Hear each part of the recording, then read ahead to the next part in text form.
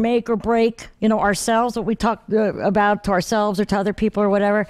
And it's interesting because different words have different meanings to each other. And sometimes you say a word and all of a sudden it feels good. That word feels good. It feels bad or whatever. So I'm going to say a word and I want to have just, kind of your associations to that word. See how it feels. Commitment. To be avoided.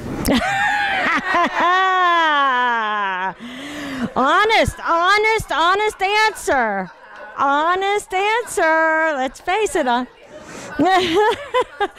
Responsibility, to be avoided. Okay. Depends what day it is. It depends what day it is. Scared the heck out of me 19 years ago. What? What was that again? It scared the heck out of me 19 And maybe 43 years ago. Good. Okay. good. Scary, but it turned out good. Okay. Anybody else? Love.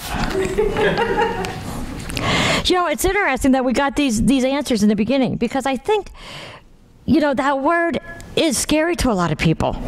It's scary and to be avoided. And, doing weddings and marriages and stuff like that, it's incredible because I marry a lot of people that have been together for years. And I mean years, like, 20, 30 years. And they lived together and they never really got married. But they decided to get married. And now all of a sudden, after they lived together for 20 or 30 years and they're about to get married, they're scared. It's like, what's different? What's different except a piece of paper? But it's the commitment. It's because they're making a commitment now.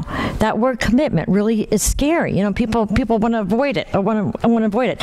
So I did look up the word commitment, and it said, the commitment, the act of committing, the state of being committed. So if you think about being committed, what's one of the things? Committed to jail, committed to the insane asylum, right? Think all the places we get committed to, and none of them are good, right? So we're committed to all those places. However, let's go back to this reading that we had today. Myrtle and Charles Fillmore became magnificently obsessed with the idea that if they committed themselves to the Spirit of God within them, God would do the rest. They knew that if they put God first, they would be healed, they would be prospered, and they would be free. What's the most important thing in your life? Let me ask you that question again.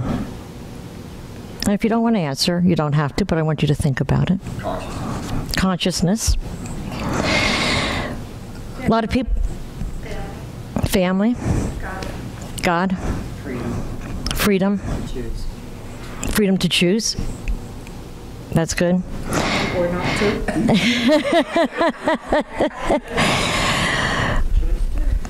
We're told that the most important thing should be our seeking God, our consciousness.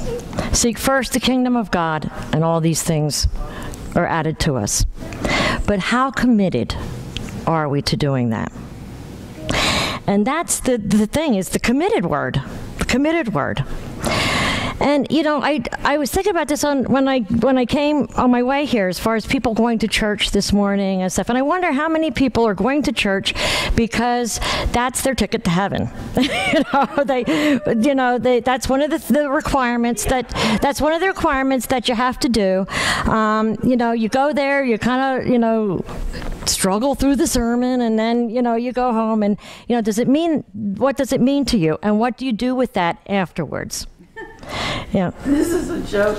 It's like at the grocery stores where you get gas points to get 10 cents off a gallon. Well, you don't get it right away unless you're doing a really big order. So you have to keep going and getting the groceries.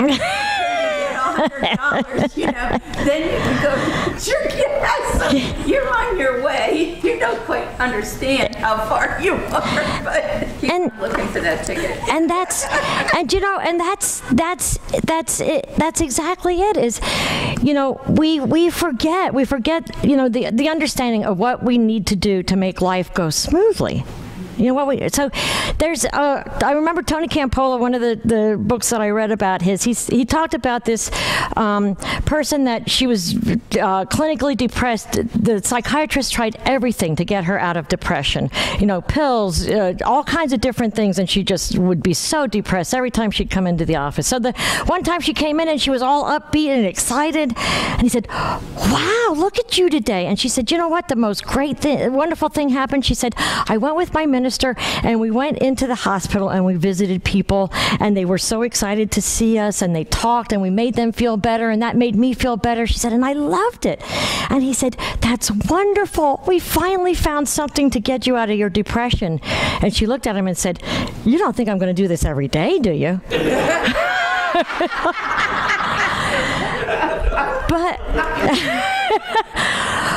But wow, you know, she finally found something to get her out of her depression, but would she commit to take the time to do that on a daily basis to make herself feel better? And how committed are we on a daily basis to do the things that make us feel better and make us get through life better? And, you know, I talked about how important my spiritual journey has been. And there's several people that have learned that a spiritual journey is their life. Their life depends on it. You know, and I know when I got into, you know, my spiritual journey, my life did depend on it. And, you know, so it was easier maybe for me to know that if I didn't continue doing what I needed to do, there was a good chance I wasn't going to make it very much longer. You know, and if you don't have that kind of hanging over your head, it's harder to do that. Because, you know, why are reasons why we might not be totally committed to our spiritual journey? We go just so far and no farther. We've done what's easy and don't want to get to the harder part. Ooh, maybe when it gets to the harder part, right? Yeah, it's scary. It's scary because, you know, we're asked to know ourselves. We're asked to look deep inside. We're asked sometimes to change things. So it gets scary, and then, you know, we drop it. And that's interesting too, because on the flip side, we know that if we drop those things and let go and let God, things are going to get better, but we're afraid to take that step. Yeah, but that might have been really scary, and we got really hurt, and something happened in that we feel we're just not ready to let go of. So this next thing, whatever we're about to do, is going to really require something. So as long as we stay on the journey, but that's one of the big things is we're frightened. We're frightened. And you know what? It's interesting because, you know what? Life is good, and sometimes we think that we know a little bit better for ourselves than God does. Right? And, you know, thy will be done. Thy will be done. To say thy will be done, it's like, you know. You know, I know how it should happen. You know, I don't really trust that, you know, the right thing's going to happen if I totally let go of the reins. Here in Unity, we're finding out that we have tools. We have like a toolbox. And our friends, the people that we know here, are also our tools. And, good. You know, maybe we don't have to do it all by ourselves. You know, I'm very grateful for some of the people that call and ask me, you know, are you okay? Is there something I can do? Or, you know, we consider this, and this, and excellent. This just might make it. Excellent. We have, and it's our tools, but it's again the willingness and the commitment to remember to go back to that. So it's you know fear because of, you know, maybe our lack of belief, our fear of looking inside ourselves, or, you know, our fear of whatever. But, you know. It was interesting because I read a book. I think it was Myrtle Fillmore's Healing Letters, and in that book she talked about when her and Charles started actually Unity, or started this thought. They had a group of people that meet in their living room. That's how Unity started, and they were very committed to this. They were very committed to Unity, and she said they started it and people loved it and everything. But, you know, as time went by, people dropped out. And they went their own ways. And, you know, it seemed as though they might not have been as committed as Charles and Myrtle were. So they went and did their own thing, but Myrtle and Charles, and she said, they felt that they had a message that was important enough that they would continue to go on. And out of that, they developed a new group of Unity. Wow, people that were committed to their spiritual growth. And that's commitment. You know, and they even said, you know, people were all gung-ho in the beginning. Yeah, and you're all gung-ho. And what happens sometimes is we get gung-ho and we get on our spiritual path and things get better, right? Life gets better. And then we say, well, life is a lot better. I don't need that anymore, right? I don't need to go to unit. I don't need to go to church. I don't need to go to classes. I don't need to do this because life is so much better. But what happens when we stop? We go back. We don't realize that it's the commitment to continue to do that on a daily basis. That is why life is better. You know, we say, well, our life is so much better, we don't have to do that. You know, and then life will be a struggle again, then people come back and, you know, back and forth and stuff like that. But it's a matter of doing something every day and doing that commitment. There's this great story about, it's called I won't even tell you what it's called because the good thing is at the end. It says, while I was waiting to pick up a friend at an airport in Portland, Oregon, I had one of those life-changing experiences that you hear other people talk about, the kind that sneaks up on you unexpectedly. This one occurred a mere 2 feet away from me. Straining to locate my friend among the passengers deplaning through the jetway, I noticed a man coming toward me carrying 2 light bags.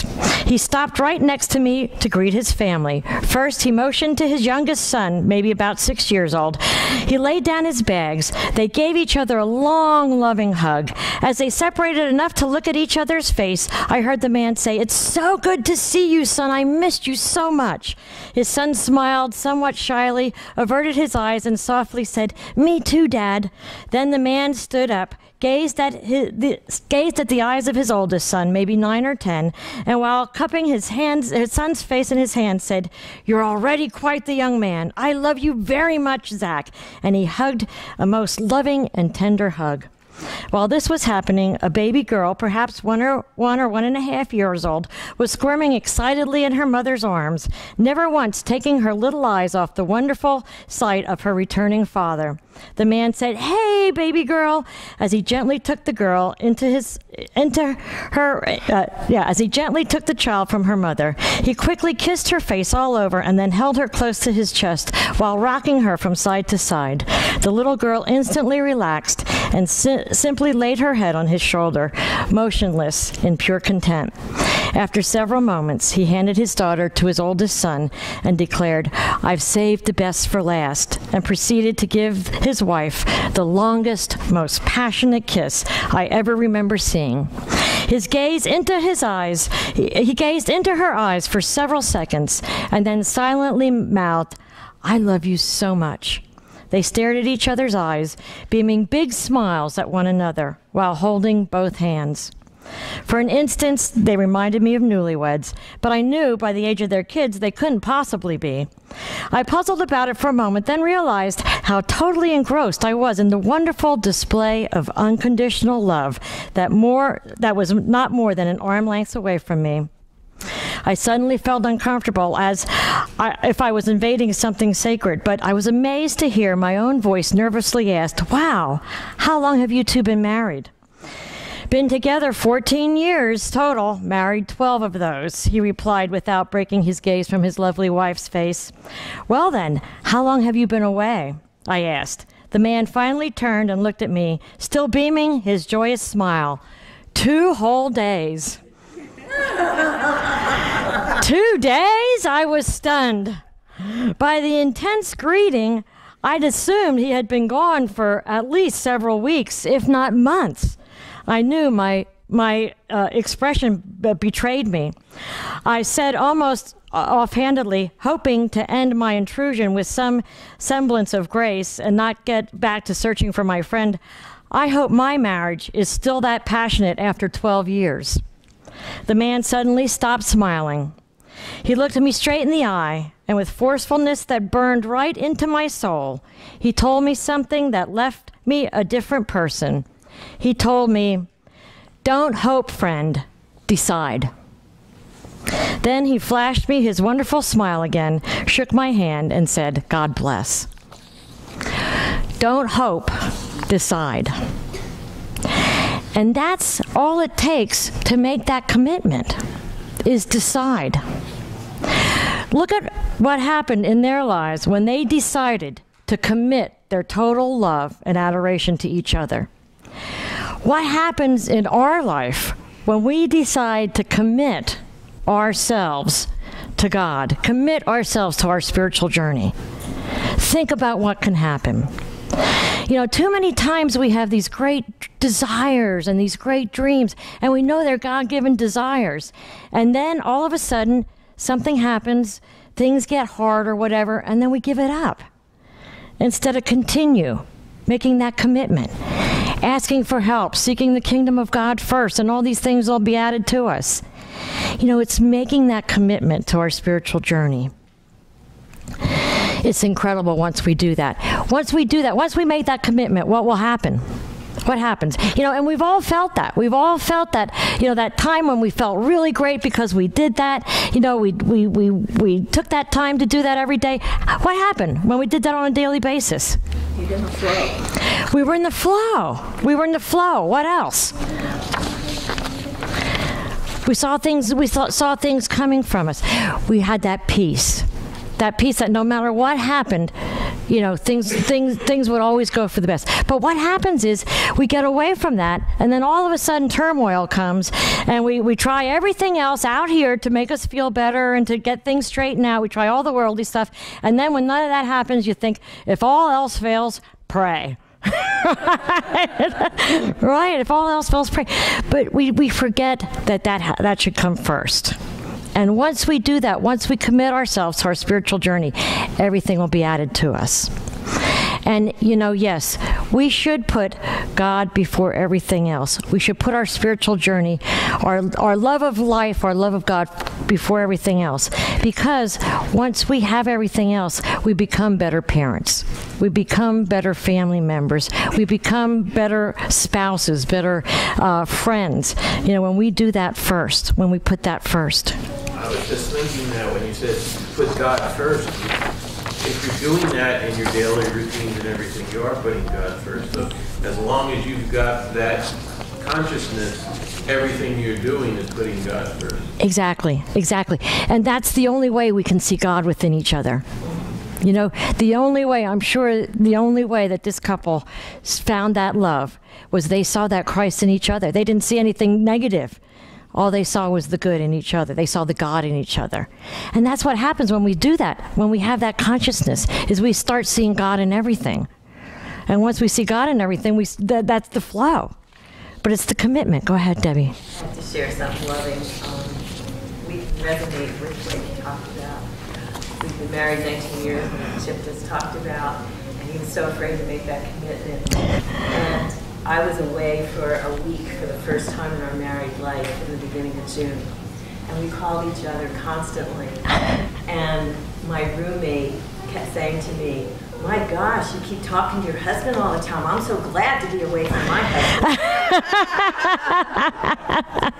And she says, "What's the secret?" And I did say, we see the love in each other, we see the God in each other, and we just made that commitment to stay together. We made that choice, and we are best friends. And it just felt so good. And when I got home, he picked me up at the airport. The same thing happened. It was just magical. Awesome. Like, and that's why this story meant so much to you, because you just lived it. You just lived it. And that's the thing, is to make a commitment. You know, to make a commitment for a spiritual journey, and everything else just seems brighter. You know, it just seems, but, you know, we get wrapped up in the world, too, because it takes time. It takes time to have a little time away for meditation and prayer, to read something spiritual, to get us into that mood every day, to go to classes and learn, to, you know, really, you know, engross ourselves in those things that are spiritual. It takes time. And sometimes we get busy, and we forget to do that. However, when we get back to that again, we see how life flows, and we see how much different it can be. And that's what we're asked to do. You know, there's a story, too, in the Bible about Mary and Martha, how, you know, Jesus came and did the teachings, and, you know, Mary sat by his feet and listened. And Martha was busy, you know, making the food and getting the drinks. And, you know, and then she said to Jesus, hey, tell her, you know, to help me. Come on, can't you see I'm you know, overloaded here? And he said, listen, you know, Mary has it right. You need to slow down. You need to slow down and know what's important in life. And what is important in life. We get so wrapped up in things that are oh so important. We need to take care of this. We need to take care of that. We're so busy making a living that we forget to live our life. So it's a matter of just finding out what's important to us and then learning to make that commitment. And learning that commitment isn't a bad word. It's not a 4-letter word. It's something that can be awesome. And it's something that can be wonderful. It's something that builds character, builds integrity, to make a commitment, you know, but it also improves our life, especially when we make a commitment to the right things. You know, making a commitment to our spiritual journey. It gets us to know ourselves. We can free ourselves. We can accomplish our goals. You know, it helps us to learn a different way. I think that I have one more story about commitment and determination. And I don't know if you older people will remember Michael Landon. You know, he was, I don't know if anybody knew this, but his spiritual journey was very important to him. And, you know, he actually was on that show about an angel or something. I forget how it was. Highway to Heaven. But that show meant a lot to him because of his own spiritual journey and his spiritual commitment. But this is a story about commitment and determination. And this is a true story. Once there was a skinny, awkward kid from New Jersey named Eugene Orowitz. He was painfully shy and self-conscious. Although Eugene greatly lacked self-confidence, when a high school coach half-jokingly asked him to try out for the track team, Eugene took him up on it. Uggie, as his friends affectionately called him, fell in love with javelin throwing and committed himself to being the best that he could possibly be. What Uggie lacked in self-confidence, he made up in commitment. By the time he graduated high school, Eugene had achieved a national high school record for throwing the javelin 211 yards. His commitment to being the best also bought him a college track scholarship in sunny California. A torn shoulder muscle ended his javelin throwing career and any hope of making the Olympic team. However, while watching a play, Uggie fell in love with acting. So again, he committed himself to being the best he could be. He was determined to make it in a ridiculously overcrowded acting field.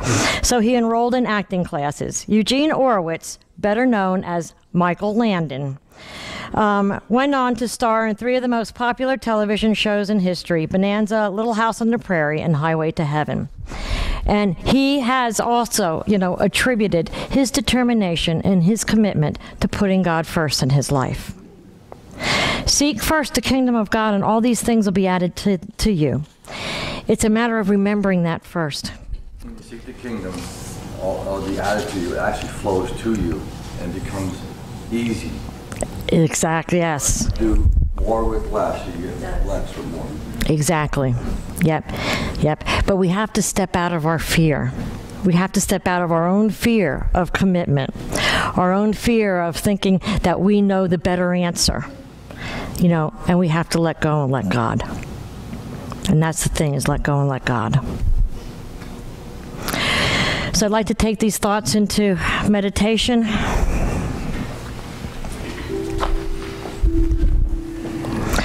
I invite you to get comfortable in your chair. Just feel the chair support your body. Feel the floor supporting your feet. Just feel the energy in this room. Hear the music.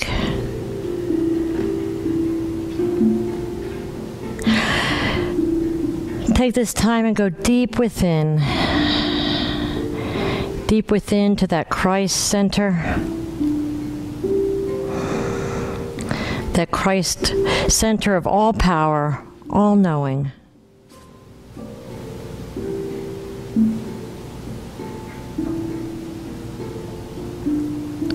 As you go there, feel the love and the peace of being connected to who you really are. Feel the power of the presence of this moment.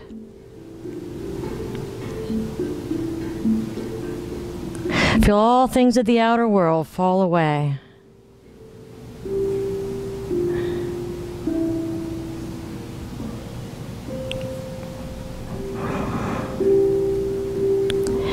And at this time, I invite you to make a commitment to seek first the kingdom of God. Open yourself to the answer. For as you seek, all the answers will be shown. The path will be illuminated. You'll feel the flow of life.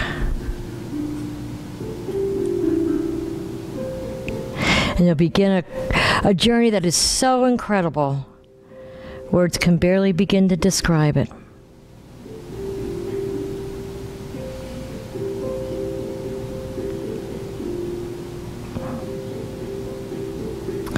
Make a commitment to let go of anything you're holding on to, any fear, any beliefs of lack.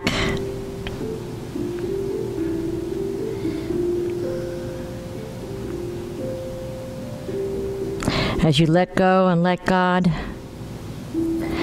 feel the burdens lifted, feel lighter, feel lifted up.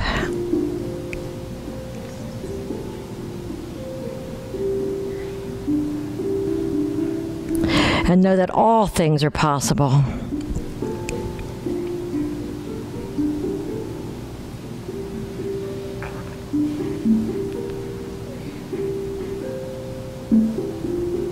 As you feel this power, this feeling of power, this feeling of success, this feeling of connection, I invite you to bring it along into this room, knowing that at any time you can go back to this center. You can go back to this space.